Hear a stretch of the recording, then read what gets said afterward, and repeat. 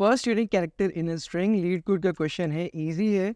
सबसे पहले अपन पढ़ते हैं इसकी प्रॉब्लम स्टेटमेंट। तो अपन को बेसिकली एक स्ट्रिंग दे के रखी है। लेट्स से इस स्ट्रिंग के अंदर लीड कोड है। तो अपन को सबसे पहला वो कैरेक्टर निकालना है जो इस पूरी की पूरी स्ट्रिंग में सिर्फ एक बार ही आया हो। जैसे अगर अपन स्ट्रिंग नंबर 1 का एग्जांपल लें, तो इसके अंदर एल है वो कैरेक्टर जो इस पूरे स्ट्रिंग में एक बार आया है और वो सबसे पहली बार अपन को मिल गया है। अगर अपन लेफ्ट से राइट जा रहे हैं तो सबसे पहली बार में अपन को एल मिला है जो कि पूरी स्ट्रिंग में सिर्फ एक बार आया है। एक और चीज़ अपन को रिटर्न करना है इसका इंडेक्स, तो अपन ने यहाँ पे 0 रिटर्न कर दिया है। अगर अपन सेकेंड एग्जाम्पल में देखें तो यहाँ पे एल रिपीटेड है तो अपन एल को रिपीट नहीं कर सकते। ओ रिपीटेड है तो अपन ओ को रिटर्न नहीं कर सकते। वी है पहला कैरेक्टर जो रिपीटेड नहीं है इस पूरी की पूरी स्ट्रिंग में, तो अपन ने इसका इंडेक्स 2 रिटर्न कर दिया। लास्ट एग्जाम्पल को ले अपन, तो ए रिपीटेड है, बी रिपीटेड है, तो इस स्ट्रिंग के अंदर एक भी ऐसा कैरेक्टर नहीं है जो रिपीटेड नहीं है, जिसकी अकरेंस यूनिक और एक हो, सिंगल हो। तो इसलिए इस केस के अंदर अपन -1 रिटर्न करेंगे। इसको अपन सॉल्व कैसे करेंगे? तो सबसे पहला काम जो अपन को करना है, इसको सबसे पहले मैं ऐसा कर देता हूँ। हाँ, तो इसके अंदर सबसे पहले काम जो अपन को करना है वो है कि अकरेंसेस स्टोर करनी चाहिए अपन को। तो जैसे कि इन्हें एग्जाम्पल दे रखा है अपन को यहाँ पे, lead love leet code, right. तो अपन उस एग्जाम्पल लेते हैं और ये अपन ने एक अरे बना लिया। अब मैं क्या बोल रहा हूँ, अकरेंसेस को अपन एक अरे के अंदर स्टोर करके रखते हैं। और अभी लेट्स से ये अरे है ए से लेकर जेड तक। तो लव लीड कोड है अपनी string, let's say love leet code, ठीक है। लेट्स से ये अपनी स्ट्रिंग है एंड फॉर अ सेकेंड इसको भी हटा देता हूँ, मैं यहीं से लेके आता हूँ, कंट्रोल F4, ठीक है।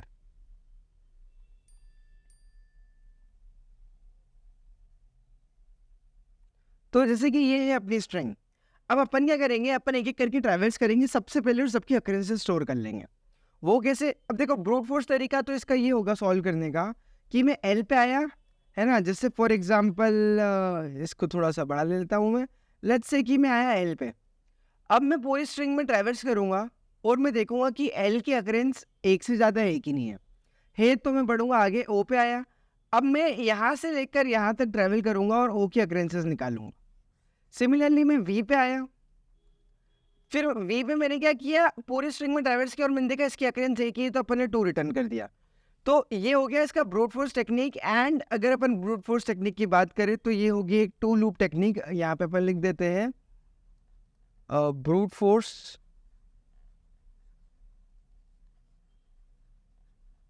इसके अंदर अपन लूप के अंदर लूप चला रहे हैं, एक लूप एंड उसके अंदर एक और लूप चल रही है। तो बेसिकली लूप के अंदर लूप चल रही है एंड दोनों लूप कितनी बार चल सकती है? सबसे ऊपर वाली लूप चलेगी टोटल ऑफ n टाइम्स, नीचे वाली लूप चलेगी total of n times. At the end अपनी टाइम कॉम्प्लेक्सिटी हो जाएगी n²। अपन चाहे तो उसको टेस्ट भी कर सकते हैं। यहाँ पे सबसे पहले ब्रूट फोर्स लिख के वो है कि let's say for int i equals to 0 i should be less than s dot size, जिसको अपन बाहर ही ले लेते हैं s डॉट साइज को, n वेरिएबल में int n equals to s dot size. ये अपन ने कर लिया है। अपन एक और चीज कर लेते हैं, बस दिस इज इट। अपन ये हुआ, फिर इसके बाद में less than n plus plus i. तो अपन क्या कर रहे हैं, अपन पूरी की पूरी एस पे ट्रैवर्स कर रहे हैं। अब अपन जिस पर्टिकुलर आयत कैरेक्टर पे है पर उसकी पूरी स्ट्रिंग के अंदर अकरेंस निकालना चाहते हैं। तो let's say int occurrence equals to 0, initially 0 है। फिर अपन ने एक और लूप चलाई, int j equals to 0, j should be less than n plus plus j। अपन बस इस अब j कैरेक्टर की जो आयत कैरेक्टर था उसकी पूरी की पूरी लूप में ये j पॉइंटर से अपन अकरेंस निकालेंगे। तो अपन वो कैसे करेंगे, जैसे कि फॉर जैसे इसके अंदर अपन लिखेंगे अब if s of i is equals to s of j, it means that this occurrence should be get increased। ठीक है, अपन ने ऐसे करके occurrence इंक्रीज कर ली। आखिरी में अपन देखेंगे if occurrence is equals to 1, तो अपन रिटर्न कर देंगे i, रिटर्न कर देंगे simply i। This is a solution. And आखिरी में अगर अपन कभी भी रिटर्न i नहीं कर पाए, कभी भी अपन को वैलिड आंसर नहीं मिला, तो अपन क्या करेंगे, सिंपली रिटर्न -1 कर देंगे। इसको अपन रन करके देखते हैं। सो ये सारे टेस्ट केसेस के लिए वर्क कर रहा है। तो ये हो गई इसकी ब्रूट फोर्स टेक्निक। अब अपन लिखेंगे इसकी ऑप्टिमाइज टेक्निक। सबसे पहले तो मैं एक और नीचे फंक्शन बना लेता हूँ। ऊपर वाले फंक्शन को अपन कर देते हैं कमेंट अभी के लिए, और इसके ऊपर लिख देते हैं अपन कि this was the brute force technique, and इसकी टाइम कॉम्प्लेक्सिटी अपन ने निकाल ली है जो कि ये n square, big O of n square. अब नीचे आए अपन, अब अपन को इसकी ऑप्टिमाइज टेक्निक निकालनी है। देखो अगर अपन डिस्क्रिप्शन पे जाए तो अपन को s की लेंथ 10⁵ दे रखी है। 10⁵ दे रखी है मतलब कि यहाँ पे n स्क्वायर वाली चीज़ नहीं वर्क करेगी, ये अपन को TLE दे देगी। अभी मैंने सबमिट नहीं किया है, बट अगर इसको अपन सबमिट करते हैं अभी तो अपन को टाइम लिमिट एक्सीडेड आ जाता। तो इस चीज़ से बचने के लिए अपन दूसरी टेक्निक से वर्क करेंगे या दूसरे अप्रोच से जाएंगे, जो है कि ना इनिशियली सबकी अकरेंसेस स्टोर कर लो, एक लूप चलाओ सबकी अकरेंसेस स्टोर कर लो, 2 लूप की क्या ज़रूरत है। तो जैसे अगर अपन इसका एग्जाम्पल ले तो जैसे लव लीड कोड है, तो मैं L पे आया, अभी सबकी लेट्स से इनिशियली सबकी अकरेंसेस है 0, सबकी अकरेंसेस है 0, ठीक है। इसको मैं ले लेता हूँ येलो एंड दैट्स इट, ठीक है। तो मैं L पे आया तो मैंने क्या किया, L पे गया, इसकी अकरेंस मैंने कर दी 1, इसके अंदर ज़्यादा अच्छे से ऑरेंज दिखेगा, ओके। मैं L पे आया, मैंने L की अकरेंस कर दी 1, है ना, एक सेकेंड, हाँ L पे आया, L की अकरेंस कर दी 1। फिर O है तो मैं O पे गया, O की अकरेंस मैंने कर दी 1। V है, V पे गया, V की अकरेंस मैंने कर दी 1। E है, E पे गया, E की अकरेंस मैंने कर दी 1। फिर अगेन L पे गया और मैंने L की अकरेंस इंक्रीज करके 1 से 2 कर दी है, ऐसा। तो ऐसे करके अपन सबकी अकरेंसेस स्टोर कर सकते हैं। पर एक बार ये वाले टेस्ट केस के लिए ट्राई रन कर लेते हैं। फिर वापस से L पे आया, L की अकरेंस कर दी 2। अब मैं 2 बार E पे जाऊंगा और E की 2 अकरेंस बढ़ा दूंगा, तो E की अकरेंस हो जाएगी यहाँ पे 3। फिर मैं T पे आया, T की अकरेंस हो गई 1। C पे आया, C की अकरेंस हो गई 1। अगेन गया O पे, O की अकरेंस हो गई है 2। D पे गया, D की अकरेंस हो गई है 1। E पे गया, E की अकरेंस हो गई है 4, E की अकरेंस हो गई है 4। तो अब देखो अब हो क्या रहा है इस पूरी अरे के अंदर, अगर अपन अच्छे से देखें तो देखो C की अकरेंस 1 है, D की अकरेंस 1 है ना, O की 2 है, L की 2 है, T की 1 है एंड V की 1 है। तो इस पूरी के अरे के अंदर बहुत सारे ऐसे कैरेक्टर्स हैं जिनकी सिर्फ एक ही अकरेंसी है, तो अपन को पता है वो यूनिक है। बट अपन को क्या करना है, अपन को इस पूरी स्ट्रिंग में देखना है कि V ऐसा कैरेक्टर था जो सबसे पहली बार आया जिसकी अकरेंस भी यूनिक है, दोनों की दोनों चीज़ों को सेटिस्फाई कर रहा है। तो अपन को अब सिर्फ इसमें एक और बार ट्रैवल्स करने की ज़रूरत है और अपन सबकी अकरेंसेस यहाँ से क्रॉस चेक कर सकते हैं रादर देन एक और बार लूप चलाने से अच्छा।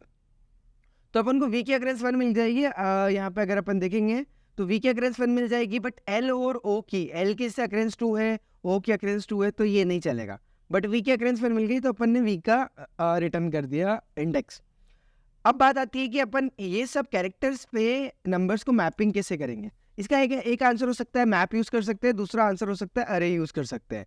अपन को पता है अपन को सारे के सारे ना लोअर केस इंग्लिश लेटर से दे रखे हैं, तो इन दिस केस अपन को मैप यूज़ करने की ज़रूरत नहीं है। अपन एक सिंपली 26 साइज़ की अरे के अंदर स्टोर कर सकते हैं, क्योंकि अपन को सिर्फ 26 कैरेक्टर को मैप करना है। अब सवाल आएगा ये काम अपन कैसे करेंगे, तो अपन समझते हैं। देखो अपन क्या चाहते हैं, for int i equals to 0 i should be less than let's say 26। अपन चाहते हैं टोटल ऑफ 26 कैरेक्टर्स को शो करना। अभी सिर्फ अपन समझ रहे हैं, ठीक है, अपन सॉल्व नहीं कर रहे हैं। तो अपन ये काम कैसे कर सकते हैं, देखो सिंपल सी बात है। अपन ना लेट्स से कि एक कैरेक्टर बनाते हैं यहाँ पे int c equals to a। अब मैं आपको एक चीज़ बताना चाहता हूँ कि हर कैरेक्टर की एक अस्काई वैल्यू होती है, तो c प्लस आई। अब ये चीज़ ध्यान से देखना, मैं क्या कर रहा हूँ, c प्लस आई। तो देखो जीरोथ इंडेक्स के लिए क्या होगा ना, जीरोथ इंडेक्स के लिए ये a ही रहेगा, है ना, जीरोथ इंडेक्स के लिए a रहेगा। फर्स्ट इंडेक्स के लिए ये a से +1 होके b हो जाएगा, ऐसे करते करते ये z तक पहुंच जाएगा। तो अगर अपन यहाँ पे इसको प्रिंट करें कि c, है ना, c स्पेस, और इसको अब अपन इंटीजर में कन्वर्ट करते हैं c को, एंड एंडल, ठीक है। इसको बस रन करके देखते हैं अपन। सॉरी, इसको अपन ने यहाँ पे इंटीजर में स्टोर किया, इसको अपन को कैरेक्टर में स्टोर करना चाहिए था, ओके। तो मैं बस इतना दिखाना चाहता हूँ, देखो a से लेकर z तक अपन ने सब चीज़ें कर दी है प्रिंट।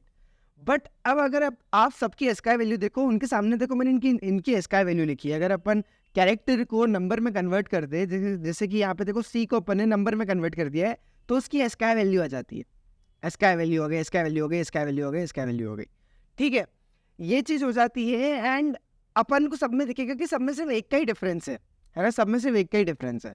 तो मैं एक सिंपल सी बात बोल रहा हूँ कि अगर ए की एसकाई वैल्यू है 97, है ना, अगर ए की एसकाई वैल्यू है 97, वेट अ सेकेंड, या अगर ए की एसकाई वैल्यू है 97, तो अगर मैं कैरेक्टर ए माइनस कैरेक्टर ए लिखूंगा तो ये हो जाएगा 0। कैरेक्टर ए माइनस कैरेक्टर ए हो जाएगा 0। अगर मैं कैरेक्टर बी माइनस कैरेक्टर ए लिखूंगा तो देखो ए की एसकाई वैल्यू थी 97, बी की एसकाई वैल्यू 98, तो ये हो जाएगा आफ्टर ऑल एक 1 इंडेक्स। तो अपन देखे सिंपली इनको अपन कैसे स्टोर कर सकते हैं, वो अपन ऐसे स्टोर कर सकते हैं कि ये हो जाएगा a माइनस ए, ये हो जाएगा b माइनस ए, ये हो जाएगा c माइनस ए, और ये सब के सब 0 1 2 ऐसे करके इंडेक्सेस आएंगे। देखो a minus a 0th index, b minus a first index, c minus a, ये वैल्यूज में बता रहा हूँ क्या आ रही है, c माइनस ए 2 होता है। ऐसा अपन क्रॉस चेक करने के लिए एक और चीज कर सकते हैं, अपन यहाँ जा सकते हैं स्पेस, अब अपन इसको नंबर में कन्वर्ट करेंगे। अपन क्या करेंगे, कैरेक्टर ए माइनस सबसे पहले तो जो सी बन रहा है, सी माइनस कैरेक्टर है। जब भी अपन माइनस ऑपरेशन परफॉर्म करते हैं दो कैरेक्टर्स पे, तो वो उसको बाय डिफॉल्ट नंबर में कन्वर्ट कर देता है। अब अगर अपन देखें तो वेट अ सेकेंड, स्पेस, या तो अपन थोड़ा सा सिंटैक्टिकल एरर था, बट लेट्स सी क्या हो रहा है। देखो सबकी अपन को आ गई है। अब जो अपन बताना चाह रहे थे सी माइनस से जैसे अपन ने किया है, ठीक है, एक सेकेंड। तो ये देखो अपन ने क्या किया है, हर एक पर्टिकुलर जगह पे h माइनस ए करा है, d माइनस ए करा है, e माइनस ए करा है, m माइनस ए करा है, और अपन को देखो प्रॉपर इंडेक्सिंग मिल रही है 0 1 2 3 4 अप टू 25, मतलब टोटल ये 26 नंबर्स है और उनकी अपन को प्रॉपर इंडेक्सिंग मिल गई है। इसका मतलब है कि हर किसी को अगर अपन को मैप करना है तो अपन को उसको ए से मैप करना चाहिए, है ना। वो है कि जो भी कैरेक्टर है, कैरेक्टर माइनस द कैरेक्टर ए, ऐसा, ठीक है। तो ये सिंपली जैसे एक मैथ से, बट स्टिल अगर आपको समझ नहीं आता तो उसके लिए मैंने काफ़ी अच्छे से समझा दिया ये। अब अपन चलाते, अपन बनाते एक वेक्टर ऑफ इंट, आप चाहते थे करे भी बना सकते हो, that is also fine. Vector of int अपन नाम रखेंगे इसका, लेट्स से इसको मैप नाम दे देते, m नाम दे देते हैं ऐसा, बट ये है सिर्फ एक वेक्टर ही। इसको अपन साइज देंगे 26, सब सारी की सारी वैल्यू को इनिशियलाइज कर देंगे अपन 0 से, सब 0 से इनिशियलाइज हो गई है। अब अपन क्या करेंगे, एक बार जाएंगे इसके अंदर स्ट्रिंग को पूरी को ट्रेवल्स करेंगे, तो अपन जाएंगे int i equals to 0, i should be less than s dot size plus plus i, ये अपन ने किया। अब अपन क्या करेंगे, m के अंदर अपन को अब निकालना है कि ये इंडेक्स क्या है, इंडेक्स क्या है, तो इंट ind इक्वल्स टू, है ना, अपन इंडेक्स निकाल रहे हैं। इंडेक्स अपन को किसे पता चलेगा, इंडेक्स पता चलेगा s of i minus character है, जैसे अपन ने अभी देखा। इससे अपन को पता चल जाएगा उस पर्टिकुलर कैरेक्टर का इंडेक्स क्या है, उसको अपन को कहाँ मैप करना है। तो यहाँ पे अपन ind पे जाएंगे एंड उसकी अकरेंस एक प्लस कर देंगे, ऐसा simple is that.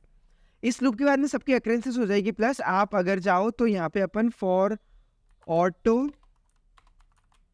i in m c out i endl, यहाँ पे आप चाहो तो अच्छे से, मैंने तो अच्छे से नहीं किया है, बट आप जाओ तो अच्छे से मैपिंग करके यहाँ पे वैल्यूज देख सकते हो किसकी क्या अकरेंस आ रही है। रेदर देन दिस अपन एक काम कर सकते हैं, a plus int i equals to 0, i should be less than 26 plus plus i। अपन को पता है अपने अरे की साइज 26 है, तो i plus a plus i, character a plus i space. अब अपन इसकी अकरेंस निकालना चाह रहे हैं ना, तो अपन करेंगे simply m of i, that's it. Let's see क्या होता है। तो देखो इसको अपन ना एक कैरेक्टर में कन्वर्ट करना चाहते हैं, तो इसके आगे इसको पूरे को अपन यहाँ पे लिखते हैं कैर,